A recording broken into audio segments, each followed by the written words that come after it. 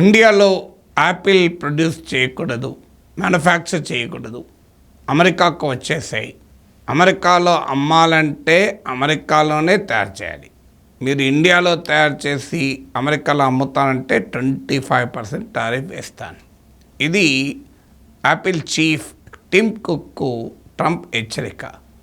So Trump రిపీటెడ్గా చెప్తున్నాడు, భారతదేశంలో మ్యానుఫ్యాక్చర్ చేయకూడదు, మీరు అమెరికాలోనే మ్యానుఫ్యాక్చర్ చెయ్యాలి అని. సో ఇక్కడ క్వశ్చన్ రైజ్ అవుతుంది, భారత్ నుంచి యాపిల్ ఐఫోన్ ప్రొడక్షన్ బేస్ను ట్రంప్ అమెరికాకు తీసుకెళ్ళగలడా? Is it so simple? Can Trump steal Apple iPhone manufacturing from India? ఇది అర్థం కావాలంటే ఇండియాకు ఎందుకు యాపిల్ ప్రొడక్షన్ బేస్ షిఫ్ట్ అయింది? పూర్తిగా కూడా షిఫ్ట్ కాలే, ఓ పార్ట్ మాత్రమే షిఫ్ట్ అయింది. ఓ పార్ట్ షిఫ్ట్ అయితేనే ట్రంప్కు సినిమా చూసినంత పని అయింది. సో ఎందుకు వచ్చింది అంటే, పాండమిక్ టైంలో చైనా పైన డిపెండెన్స్ ప్రమాదం ప్రపంచానికి అర్థమైంది. అనేక రకాల రా మెటీరియల్స్కు, ఇంటర్మీడియరీస్కు ప్రపంచమంతా చైనా పైన ఆధారపడుతుంది. China emerge as a global factory. ఇప్పుడు మనము వాడే అజిత్రోమైసిన్, పారాసిటమాల్ లాంటి చిన్న ఔషధాల్లో, డ్రగ్స్లో కూడా చైనీస్ మేడ్ రా మెటీరియల్ అని ఉంటుంది, ఇంటర్మీడియట్స్ అని ఉంటుంది. అందుకే మీకు పాండమిక్ టైంలో చైనాలో ఫ్యాక్టరీలు మూతపడితే భారతదేశంలో antibiotic and azithromycin mild normal antibiotic, అది మీకు పారాసిటమాల్ ధరలకు కూడా పెరిగాయి. భారతదేశంలో తయారయ్యే ఔషధాల్లో 80% రా మెటీరియల్స్ చైనా నుంచి వస్తాయి. అలా డ్రగ్స్ అండ్ ఫార్మాస్యూటికల్స్ నుంచి ఐఫోన్ల వరకు మీకు పెద్ద ఎత్తున చైనా నుంచే వస్తాయి. ఇప్పుడు ఐఫోన్లో సుమారు 1000 కాంపోనెంట్స్ వాడతారు, ఇందులో అత్యధికం చైనాలోనే ప్రొడ్యూస్ అవుతాయి.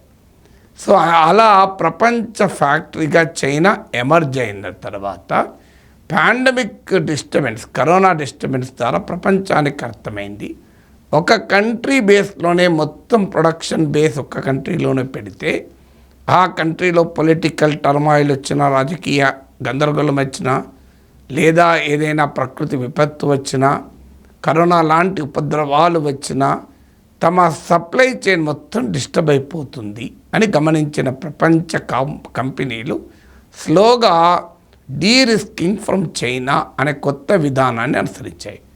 అమెరికా కూడా దీన్ని క్లియర్గా చెప్పింది, మా విధానము చైనా నుంచి డీకప్లింగ్ కాదు, డీరిస్కింగ్ అని. Captaincy is about making right decision whether on the field और ऑफ द फील्ड. इसलिए मैं कंट्री डिलाइट पर भरोसा करता हूँ. They deliver 100% pure buffalo milk to my doorstep by 7 AM. Don't just enjoy our matches, enjoy village fresh buffalo milk too. Download the Country Delight app. అంటే China నుంచి వచ్చే రిస్క్ను తగ్గించుకుంటాం, చైనా నుంచి మొత్తం సంబంధాలు తెగగొట్టుకోము. ఇది అమెరికా విధానము, వరల్డ్ కార్పొరేట్ రంగ విధానం. Not to decouple from China but de risk from China. Apple కూడా ఇందులో భాగంగానే యాపిల్ ఐఫోన్ ప్రొడక్షన్ను ఒక భాగము కొంత ఇండియాకు షిఫ్ట్ చేసింది. భారతదేశంలో యాపిల్, ఫాక్స్కాన్, పెగట్రాన్, టాటా కంపెనీలతో కలిసి ఇక్కడ production base, contract manufacturing. Apple వచ్చి ఇక్కడేం ప్రొడక్షన్ చేయదు, కానీ యాపిల్ కాంపోనెంట్స్ అన్నీ ఇక్కడికి సప్లై అయినాక ఇక్కడ అసెంబ్లింగ్ జరుగుతుంది. మోస్ట్ ఆఫ్ ది కాంపోనెంట్స్ బయట నుంచే వస్తాయి, అందులో అత్యధికం చైనా నుంచే. ఇక్కడ ఈ అసెంబ్లింగ్ యూనిట్స్ తమిళనాడు, కర్ణాటక ఇక్కడ ఉన్నాయి. ఇప్పటికీ ఈ Taiwanese company Foxconn, Pegatron Indian ఆపరేషన్స్లో టాటాది లీడింగ్ షేర్. అలాగే టాటా కూడా ఈ అసెంబ్లింగ్లో ప్రాసెస్లో ఉంది. సో ఎంత అసెంబ్లింగ్, ఎందుకు ఇక్కడ ఇండియాకి ఎందుకు షిఫ్ట్ అయ్యారు? ఇండియాకి కాదు, యాపిల్ ఐఫోన్ ఇండియాకి షిఫ్ట్ అయింది. ఇప్పుడు మ్యాక్బుక్, ఐపాడ్ ఇలాంటి ఇతర యాపిల్ ప్రొడక్ట్స్ వియత్నాంకి షిఫ్ట్ అయినాయి. సో ఎందుకు ఈ షిఫ్ట్ అంటే చైనా +1 అనే స్ట్రాటజీ. చైనాతో పాటు ఇంకో దేశంలో కూడా తాము మ్యానుఫ్యాక్చరింగ్ బేస్ పెట్టుకుంటాము అని. మరి ఇంకో దేశం ఇండియా ఎందుకైంది యాపిల్ ఐఫోన్కు? నెక్స్ట్ క్వశ్చన్ వస్తుంది. ట్రంప్ చెప్పినట్టు అమెరికా ఎందుకు కాలేదు అంటే, యాపిల్ పుట్టినిల్లు, యాపిల్ కంపెనీకి జన్మస్థలమైన అమెరికా కాకుండా ఇండియాకి ఎందుకు వచ్చాయి? దీనికి కారణం ఏంటంటే అనేక కారణాలతో పాటు ఇండియాలో ఇంగ్లీష్ స్పీకింగ్ వర్క్ ఫోర్స్ దొరుకుతుంది. ఒక రోబాస్ట్ సాఫ్ట్వేర్ ప్రొఫెషనల్స్ ఉన్నటువంటి ప్రాంతము. ప్రభుత్వము అసెంబ్లింగ్ ఇండియాలో చేసినందుకు ప్రొడక్షన్ లింక్ ఇన్సెంటివ్ స్కీమ్ కింద రాయితీలు ఇస్తోంది. వీటితో పాటు India is a big market for Apple iPhones. ఎంత బిగ్ మార్కెట్ అంటే యాపిల్ ఐఫోన్ల ఈ గణాంకాలు నేను చెప్తాను. ఐడిసి అనే ఒక రీసెర్చ్ ఫర్మ్ ఇచ్చినటువంటి డేటా మీ ముందు పెడుతున్నాను. ఈ డేటా ప్రకారము 45,000 ఎబో 45,000 కన్నా ఎక్కువ కాస్ట్ ఉన్న ఫోన్స్లో 58% ఐఫోన్ షేరే. అంటే కాస్ట్లీ ఫోన్, ఇప్పుడు మీకు శాంసంగ్ ఫోన్స్ కూడా 1,00,000 మోర్ దెన్ 1 lakh శాంసంగ్ ఫోన్లు కూడా వచ్చాయి. సో ఐఫోన్తో పోటీ పడగల ఫోన్లు ఇతర కంపెనీలు కూడా వచ్చాయి. కానీ 45,000 అండ్ ఎబో అంటే కాస్ట్లీ మొబైల్ ఫోన్ సెగ్మెంట్లో more than 50% market share Apple ఐఫోన్లదే. 58%. మీరు ఇండియాలో ఎన్ని అమ్ముడుపోయాయో చూస్తే మనకు ఆశ్చర్యం వేస్తుంది. జనవరి మార్చ్ మధ్యకాలంలో 2025 ఫస్ట్ క్వార్టర్ జనవరి మార్చ్లో 3 million అమ్ముడుపోయాయి. 30 lakh ఫోన్స్ ఐఫోన్స్ అమ్ముడుపోయాయి. ఇందులో సగం ఐఫోన్ 16 లేటెస్ట్ సిరీసే.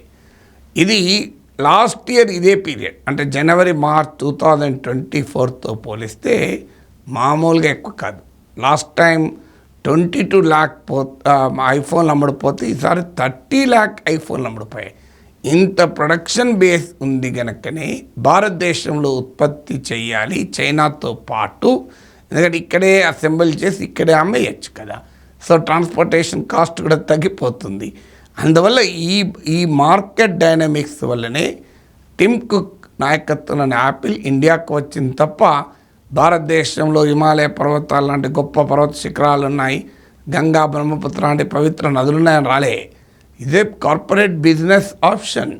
ఇండియా అడ్వాంటేజ్ అనుకున్నారు, మ్యానుఫ్యాక్చరింగ్ బేస్ ఇక్కడ పెడితే ఇండియాలో మ్యానుఫ్యాక్చరింగ్ బేస్ పెట్టాడు. మన దేశంలో యాపిల్ ఐఫోన్ల కన్జంప్షన్ ఈ స్థాయిలో ఉండడం వల్ల చైనా నుంచి డీరిస్క్ చేసుకోవాలనుకున్నప్పుడు చైనా +1 అనే స్ట్రాటజీలో భాగంగా ట్రంప్ ఫస్ట్ అడ్మినిస్ట్రేషన్లోనే చాలా కంపెనీస్ మూవ్ అవ్వడం మొదలయ్యాయి. కరోనాతో ఈ ప్రాసెస్ మరింతగా పెరిగింది. దీంతో యాపిల్ తన ప్రొడక్షన్ బేస్లో కొంత భాగాన్ని ఇండియాకు షిఫ్ట్ చేసింది. ఐఫోన్లు ఇండియాలో, అలాగే ఇతర ప్రొడక్ట్స్ వియత్నాంలో తయారవుతున్నాయి. సో ఫైనాన్షియల్ ఇయర్ 2025లో యాపిల్ ప్రొడక్షన్ టోటల్ ఇండియాలో వాల్యూ ఎంత అంటే $22 billion. బ్లూంబర్గ్ ఎస్టిమేట్ ప్రకారము $22 billion అంటే 1.9 lakh crores, నియర్లీ 2 లక్షల కోట్ల రూపాయలు. ఈవెన్ కేంద్ర మంత్రి అశ్విని వైష్ణవ్ ఇచ్చిన ఫిగర్ 1,50,000 కోట్లోని 1.5 lakh crores అని. బ్లూంబర్గ్ రిపోర్ట్ ప్రకారం ఇది కాస్త ఎక్కువనే 1.9 lakh crore rupees, $22 billion. So ఇంతటి ప్రొడక్షన్ వాల్యూ ఇండియాలో జరుగుతోంది. సో ఈ ప్రొడక్షన్ కెపాసిటీ రీచ్ కావటానికి ఇది కూడా ప్రొడక్షన్ అంటే మళ్ళీ అసెంబ్లింగే. ఇందులో వాడే దాదాపు 1000 కాంపోనెంట్స్లో అత్యధికం బయట నుంచి వస్తాయి. ఈ అసెంబ్లింగ్ కెపాసిటీ రీచ్ కావాలన్నా భారతదేశానికి 5 years పట్టింది, 5 ఏళ్ళు పట్టింది. ఇవాళ ప్రపంచంలో అమ్ముడుపోయే ఐఫోన్లలో ఐపాడ్స్, మ్యాక్బుక్, మీకు ఇయర్ పాడ్స్, మీరు అన్ని రకాల ప్రొడక్ట్స్ ఏదైనా తీసుకోండి, ఇవి అన్ని ఇందులో 80% చైనాలోనే తయారయ్యేవి. ఇప్పుడు స్లోగా ఐఫోన్స్ ఇండియాకు మూవ్ అవుతున్నది, మీకు వియత్నాంకి ఇతర ప్రొడక్ట్స్ మూవ్ అవుతున్నాయి.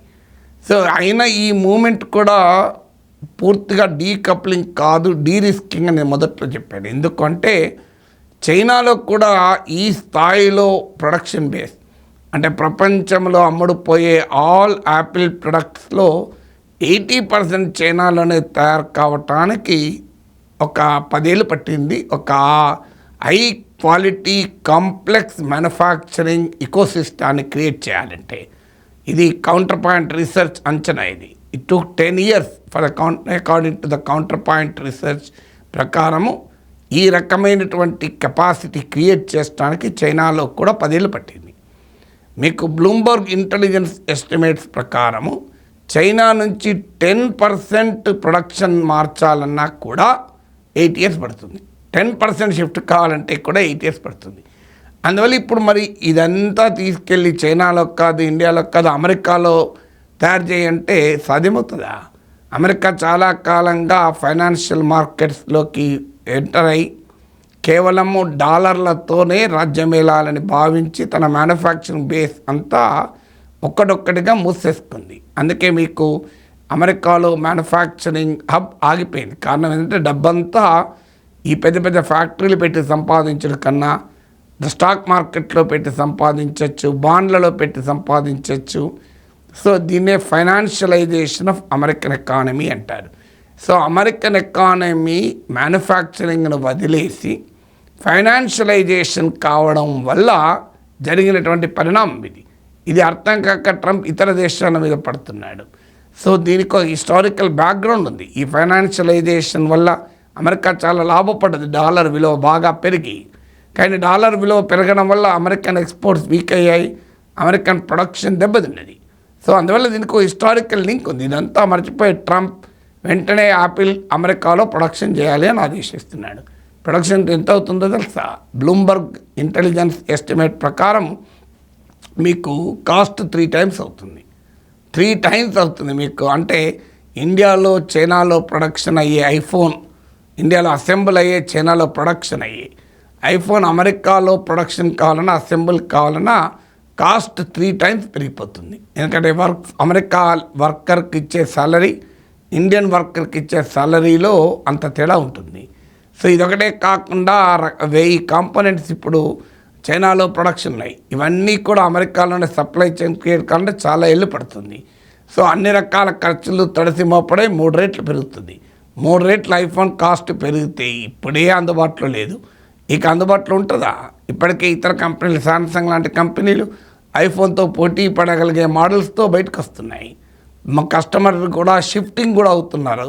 సో ఇవాళ ఇంతకుముందు చెప్పినట్లు 45,000 ఎబోలో 58% ఐఫోన్ షేర్, మిగతా 42% ఇతర కంపెనీలే. అందువల్ల ట్రంప్ అనుకున్నట్లుగా యాపిల్ ఇండియాలో దుకాణం మూసేసి అమెరికాకి షిఫ్ట్ కావడం అంత సులభం కాదు. అయితే మరి ట్రంప్ ఎందుకంటున్నాడు? నాగేశ్వర్ తెలిసింది ట్రంప్కు తెలియదా? ట్రంప్కు తెలియక కాదు, టిమ్ కుక్కు తెలియక కాదు. ట్రంప్ ఉద్దేశం ఏంటి అంటే ఇలాంటి స్టేట్మెంట్లు ఇచ్చి ఇలా అదరగొట్టి బెదరగొట్టి భారతదేశంతో ట్రేడ్ డీల్ ఒప్పించాలి అని. అమెరికన్ వస్తువుల్ని పెద్ద ఎత్తున ఇండియాలో అమ్ముకోవాలి, ఇండియన్ వస్తువుల్ని అమెరికాలో అమ్మడాన్ని తగ్గించుకోవాలి. ఈ ట్రేడ్ డీల్ పైన ప్రెషర్ టాక్టిక్స్లో భాగంగా ట్రంప్ ఈ రకమైన హెచ్చరికలు యాపిల్కు జారీ చేస్తున్నాడు. సో ఇప్పుడున్నటువంటి సిచ్యువేషన్ ప్రకారం నేను I quoted you IDC figures, Counterpoint research, Bloomberg intelligence, వీటన్నిటి నివేదికలు బ్లూంబర్గ్ రిపోర్ట్లను కోట్ చేస్తే అర్థమయ్యేది, it is not so easy for the Trump to steal Apple from in India. It takes time. చేయలేడని అనడం లేదు. చైనా నుంచి ప్రొడక్షన్ బేస్ ఇండియాకు 8 ఏళ్ళలో 10 ఏళ్ళలో పడితే అమెరికాకు కూడా కొన్ని ఏళ్ళలో పట్టవచ్చు. అప్పుడు ట్రంప్ ఉంటాడా, ఇంకో ప్రెసిడెంట్ వచ్చి ఏ విధానాలు ఉంటాయో తెలియదు. కానీ దాని కాస్ట్ ఆఫ్ ప్రొడక్షన్ పెరిగి అమెరికా కన్జ్యూమర్స్ కొంటారనేది ఇంకో క్వశ్చన్. కాస్ట్ ఎఫిషియన్సీని కూడా అమెరికా ఎకానమీలో సాధించాలంటే అది అసాధ్యమైన విషయం. అందువల్ల ట్రంప్ అనుసరిస్తున్న ప్రెషర్ టాక్టిక్స్లో భాగమే ఈ యాపిల్ బాంబు పేల్చడం.